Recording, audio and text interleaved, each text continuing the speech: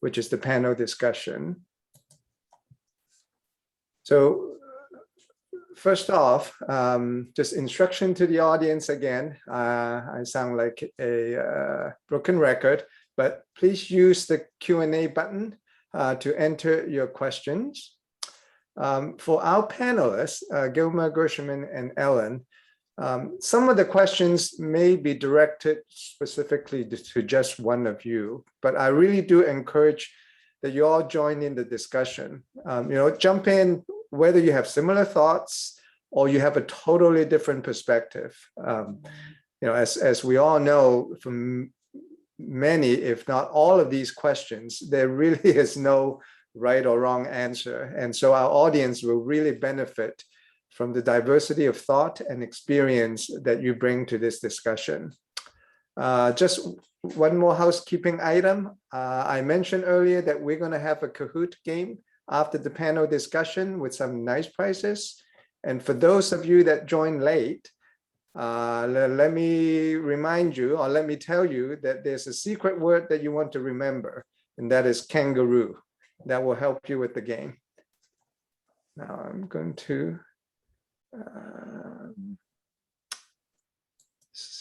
okay. So my first question, oh, excuse me. Oh, sorry. Yes.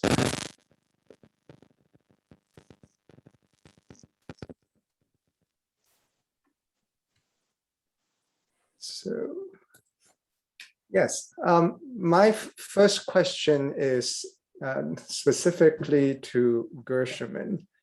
You mentioned that you have been a soccer coach for a long time.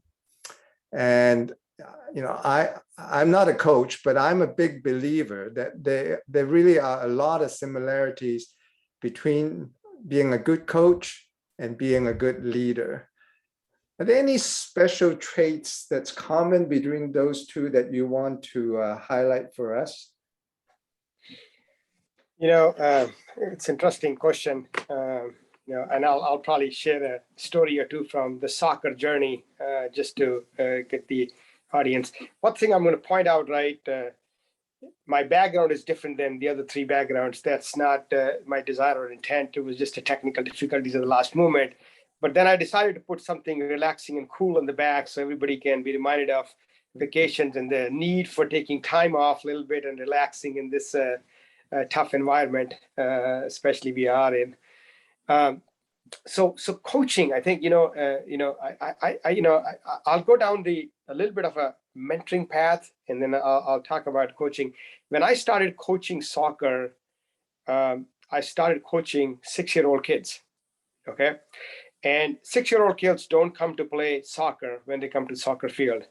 They actually come for the drink at the halftime, right? And the snack at the end of the game. Okay, that's their biggest motivation to come to the soccer field.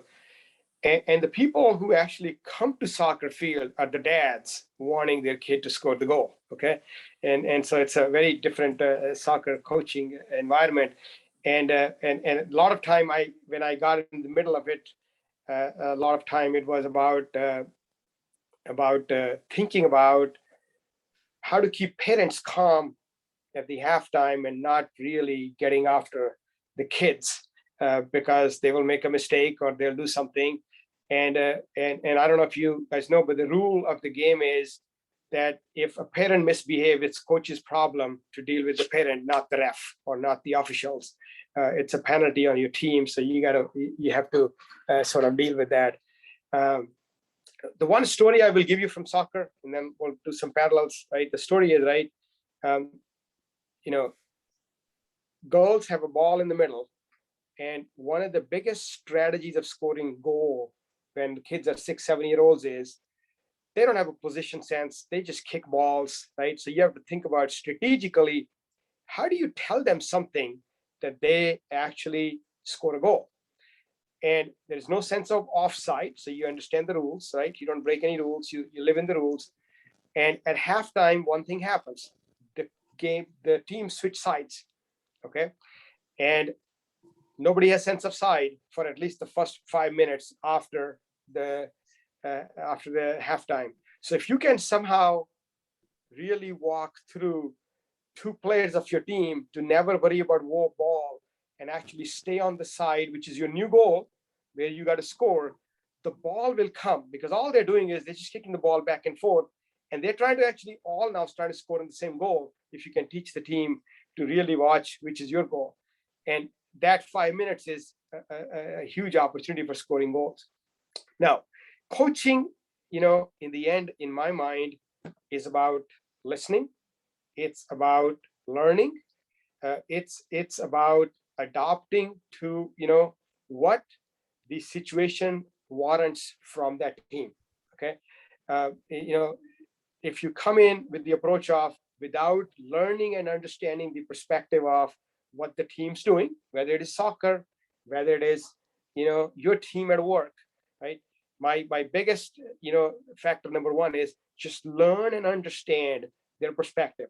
Learn and understand what is driving them. Learn and understand why they're reaching where they're reaching. And once you have that perspective, right, then leverage your experience, to really play through their shoes, how to help them coach to go to the achieving results. When you think with that perspective in mind, okay, coaching becomes very effective.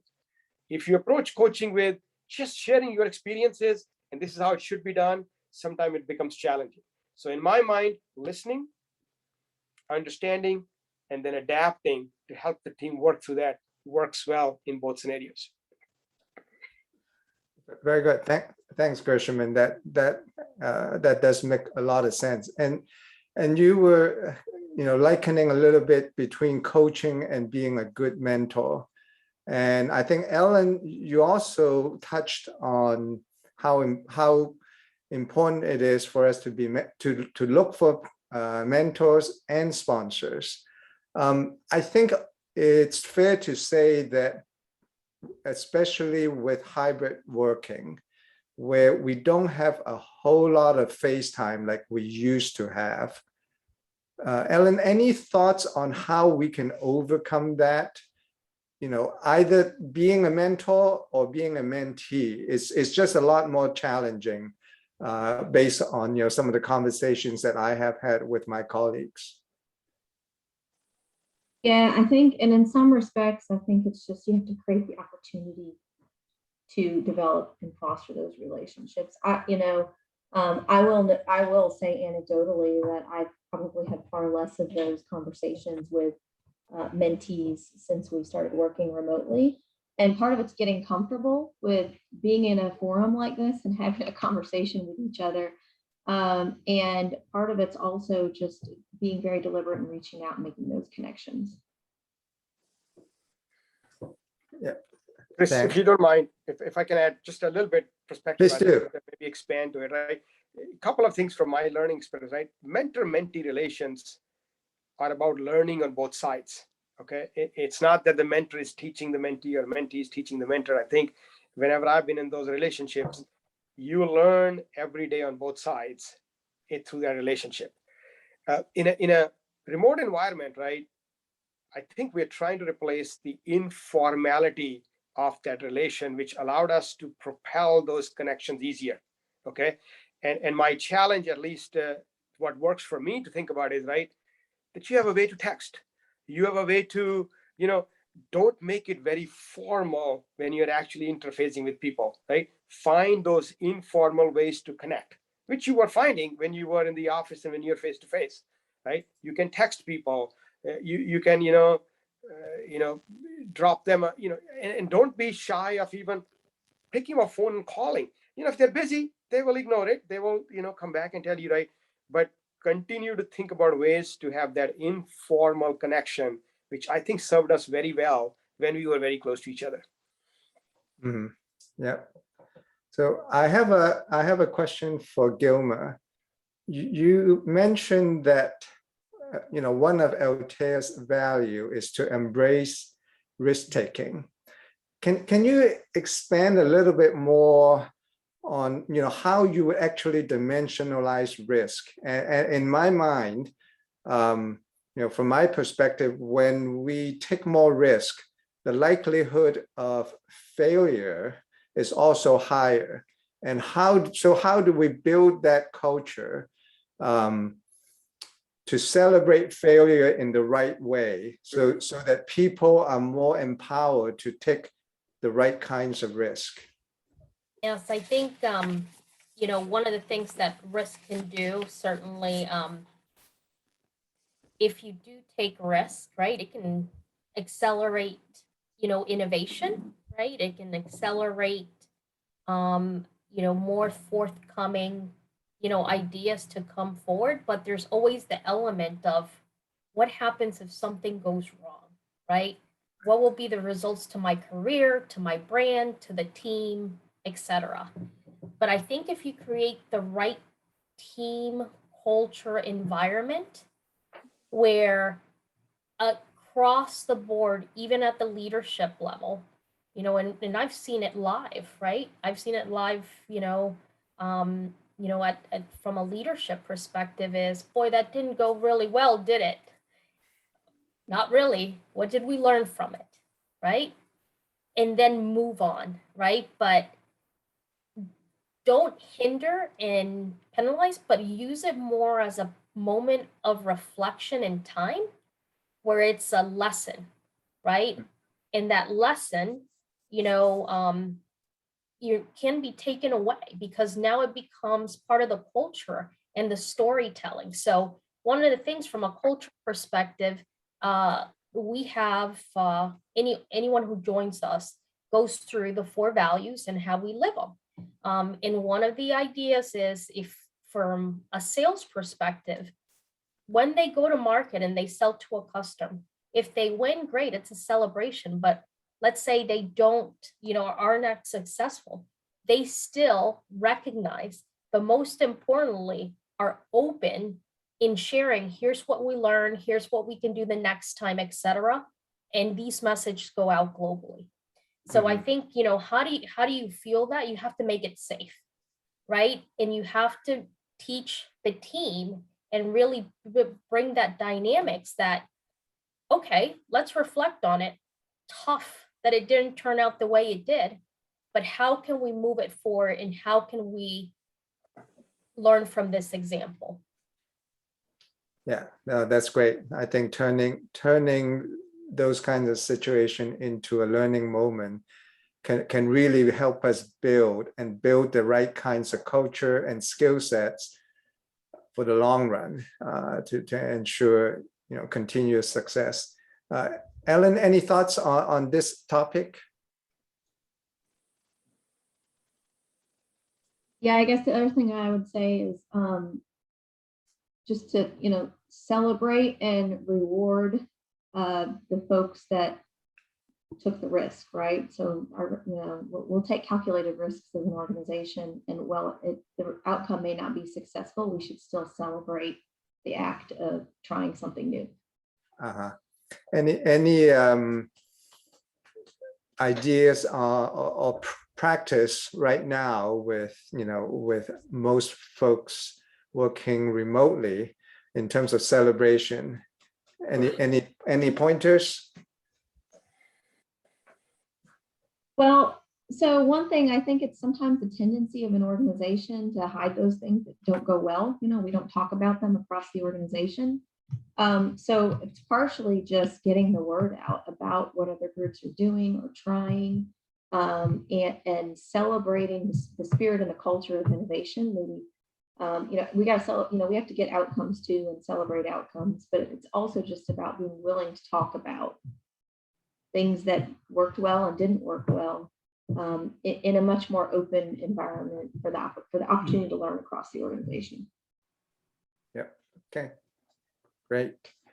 I have maybe a slightly different question, but it's kind of broad in some sense, with a lot of things that are happening, you know, with folks working remotely. So I recently read an article in the Times Magazine. I think it was written by a former editor of the USA Today, Joanne Lippman.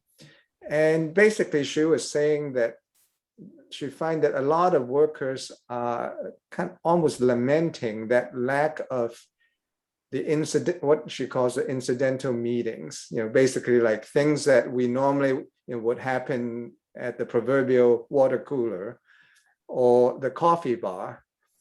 And, with remote working, these kinds of spontaneous interactions that we know, sometimes we talk about what happened to the Cowboys on a Monday, but a lot of times they turn into really highly beneficial discussion. And, a lot of times with where we're at now, it's 30-minute chunk of Zoom after Zoom, and you just don't have that spontaneity. And any thoughts on that? Any things that you have tried to kind of work around it, figure out a way to encourage more of these kinds of interactions? Chris, I think I'll probably chime in first. I actually did talk to a leader about this probably 2 weeks ago. And I think you answered, that question on the guidance that I provided to that leader. The challenge that they were facing is that they were trying to the leader was trying to make connections with his team. And he had so many that he would block 30 minutes, 30 minutes, 30 minutes, 30 minutes, where it became a burnout, right? Not so much was being accomplished. And really, like you said, that innovation or that thought generation, right? When you're able to make that connection, but it really doesn't happen until 5 minutes in the dialogue. Then you don't have that much, right? Because you're trying to pack an agenda. So, one of the elements that we said, I know a lot of us are trying to do that, and I find myself trying to do this as well, is shorter meetings, right? And we're stacking it, right? So really having a reflection on how you manage time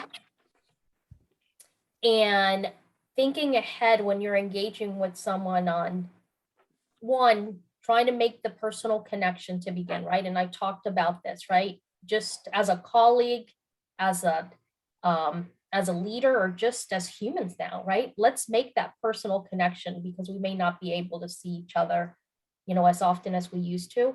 But second, be very deliberate about the topics you want to cover, right? So it kind of allows both parties to have that dialogue.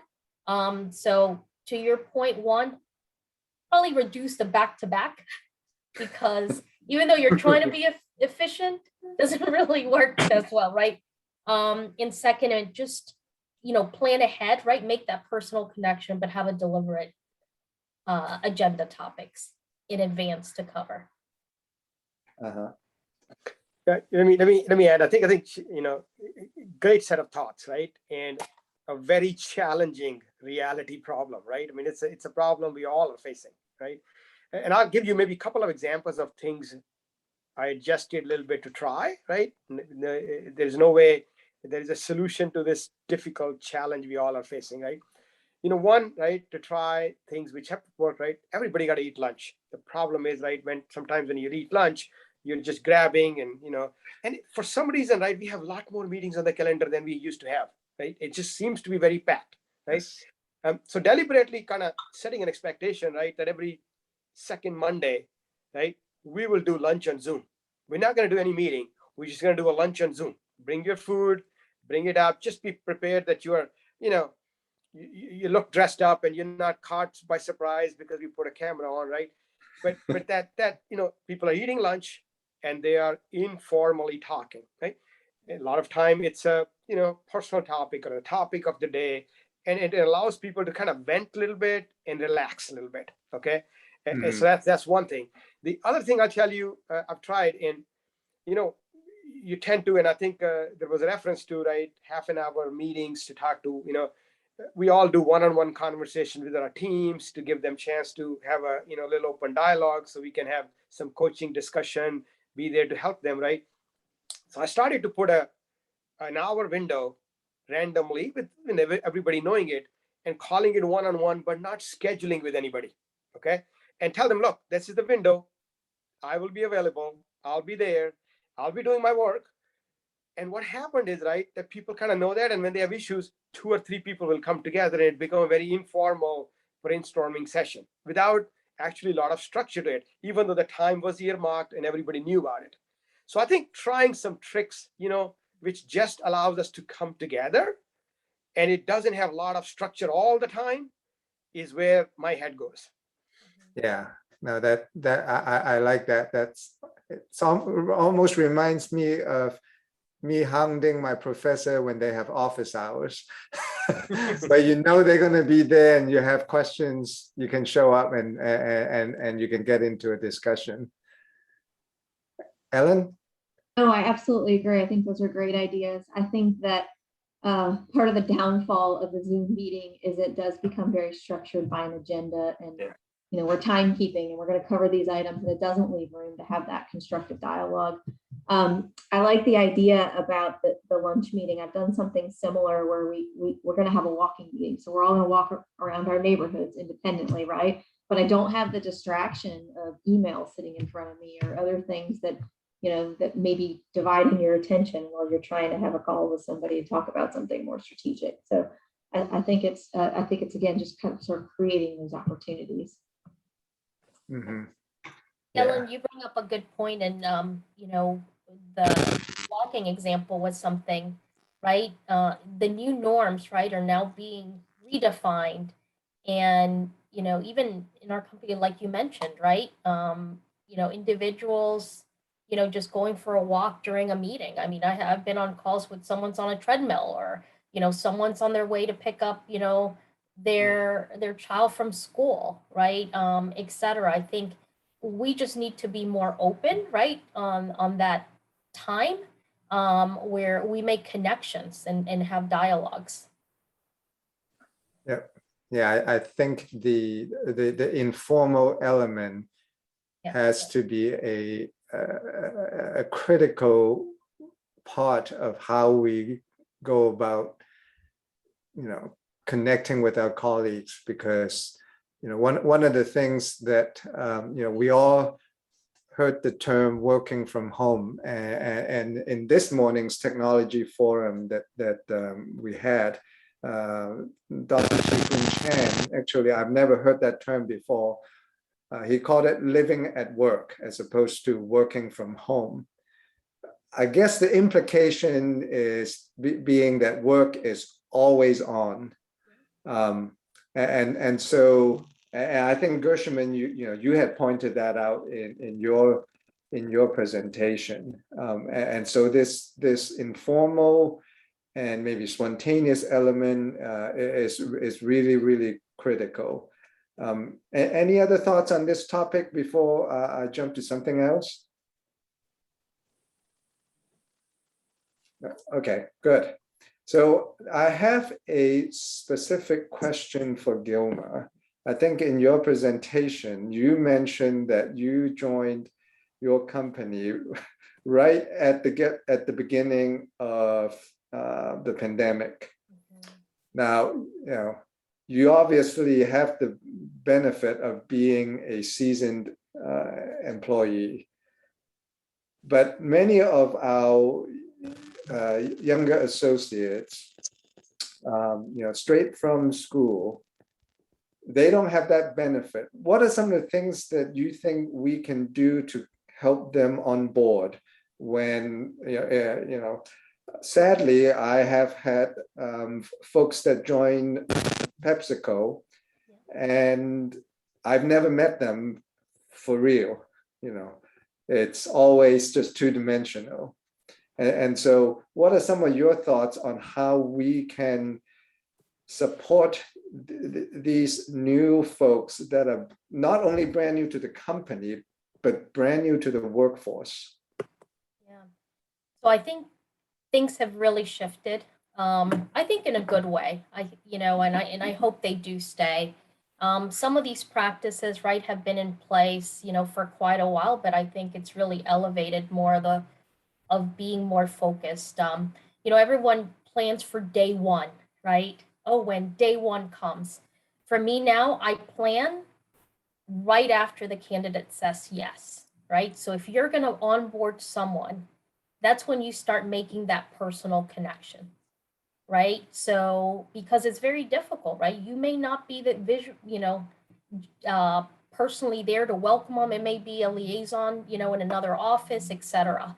So make that integration journey from the moment they say yes. And that is, having them engaged. Again, we're using just different tactics to start teaching them about the company, but then also making a personal connection. The second element that I would say, as opposed to, day one, here's a 30-minute overview of the company. Here's, let me get you connected. I think getting them connected from technology and getting them to be able to integrate so that way they have access to information and their teams is number one. But I would focus more on touching their hearts and minds, because an individual says yes to an offer because that's the manager they want to work for. That's the vision that they want to work for. So as opposed to, the traditional, let's talk about the company, let's talk about the leadership, let's talk about, company 101, really focus on, that first, I would say, week of them making a connection with you, the team, etc. Right? Where before, I've worked for managers, boy, that's not productive. They're not going to start doing deliverables. At this point, what we want to do is retain talent and make sure that we make the personal connection, especially if they're remote, right? Especially if there's not a team there that can surround them. So that would be my guidance, right? Start the onboarding as soon as they say yes, and that may be a more personal touch. That might include more of your time, on just guiding, staying, close to them, keeping, them and letting them know how that journey is. And on day one, right, it's all about starting to make that connection with them and you and the team, so they feel part of the team. Then they can learn the business, right? Then the next piece is there's time.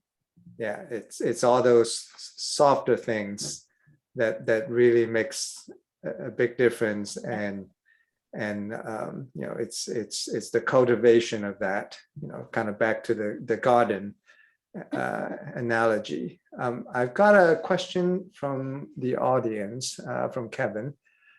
Thanks to all the speakers for taking the time to share with us. And Ellen, I really appreciated the garden metaphor for managing your career.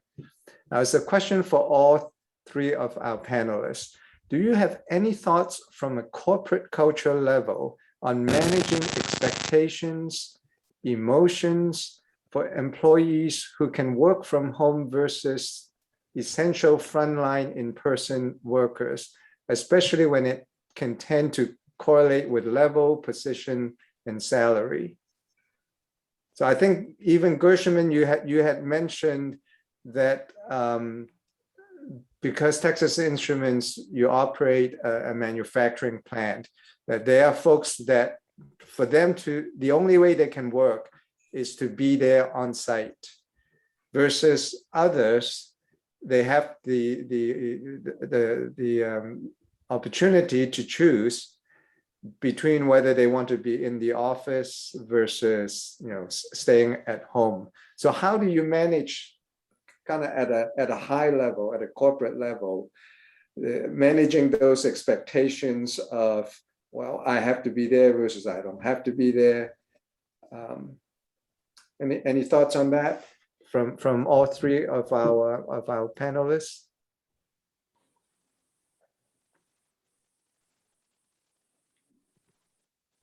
I guess a few initial thoughts, because that's certainly been an issue in our organization over the last 18 months. As I mentioned, probably 70% of our workforce is still in person every day. So I think a few things. One, I think we've been pretty deliberate about recognizing it and owning it and appreciating those folks that have to be there to keep our system up and running every day. The other thing that we've done is when there's been opportunity to develop inconsistent policy for people who may be able to work from home versus field, we've really tried our best to keep policy the same amongst both organizations.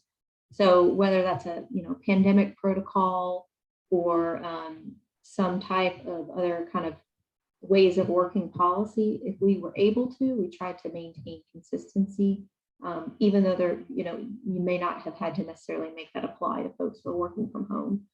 And then the last thing I would say is if you're an individual who's leading an organization of field employees, be present with, at the appropriate time, and make sure that you're there in front of your team communicating, in a safe way in the current environment that we're in.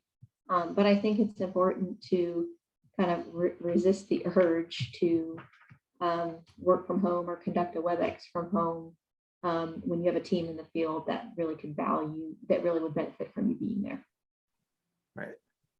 I think just to add, I think very well said from Alan. I think I think the key still is right, the transparency with the employees, right?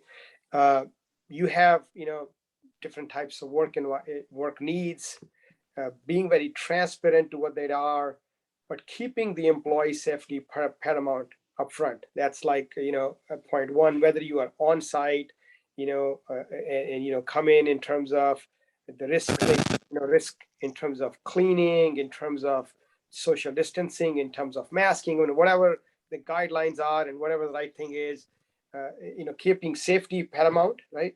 Being very transparent, right?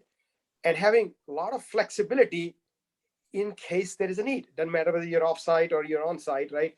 If you have, if you have a family member, if you have symptoms, if you have whatever, right? Give people the flexibility to make the right decision, and then, connect them to the overall company value. Connect them to the value they bring to the company, so that they can understand, right? For them to effectively bring that value to company, they have to be on site or not site, and they can make that decision. But I think transparency, tying them to the company values, and then keeping safety, paramount upfront, I think is the key. Yeah, very good. Unfortunately, this is a great discussion. I wish I have